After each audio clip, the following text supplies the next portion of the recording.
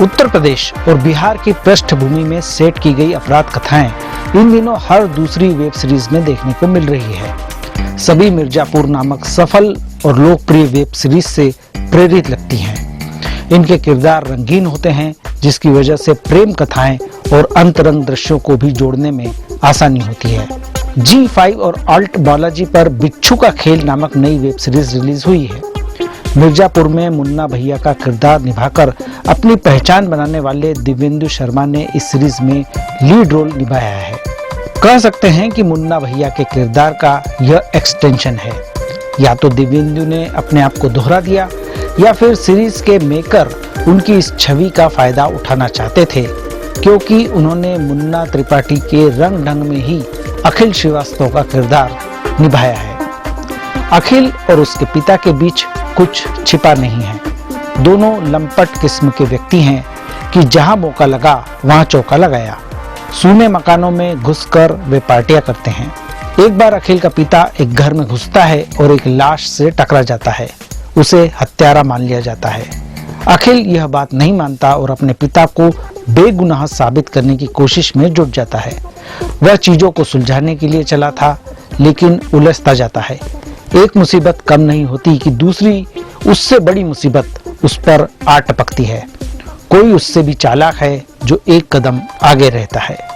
बिच्छू का खेल में रोमांस, सस्पेंस, मर्डर, मिस्ट्री जैसे सारे तत्व डाले गए हैं, लेकिन कहानी और प्रस्तुतिकरण के मामले में यह सीरीज मार खा जाती है। बात ऐसे पेश की गई है कि यकीन करना मुश्किल हो जाता है।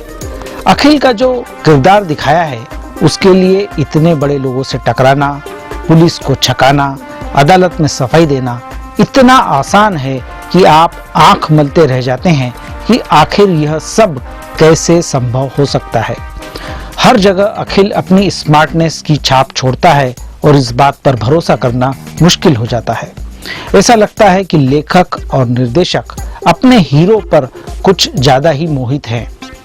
दिव्येंदु शर्मा निसंदेह अच्छे कलाकार हैं, लेकिन उन्हें एक स्टार की तरह दिखाया गया है। पुलिस के सामने जिस तरह से उनका किरदार डायलॉगबाजी करता है, वो एक स्टार करते हुए अच्छा लग सकता है।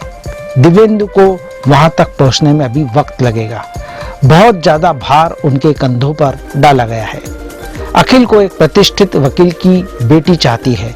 अखिल के पिता के एक मिठाई व्यापारी की पत्नी के साथ संबंध है। जिस तरह से अखिल और उसके पिता के कैरेक्टर दिखाए गए हैं, उसको देखते हुए यकीन करना मुश्किल हो जाता है कि आखिर इन्हें ये महिलाएं पसंद क्यों करती है। इसके पीछे वजह दिखाई जाती तो बेहतर होता। संवादों में गालियों की भरमार है। शायद ये गलतफहमी पाल ली गई है कि जितनी गालियां होंगी उतनी ही बात वास्तविकता के नजदीक होगी, लेकिन इतनी गालियां तो बदहजमी ही करती है। बैकग्राउंड म्यूजिक में पुराने गानों का इस्तेमाल अच्छा है। निर्देशक ने सीरीज को कुछ ज्यादा ही तेजी से दौड़ाया है।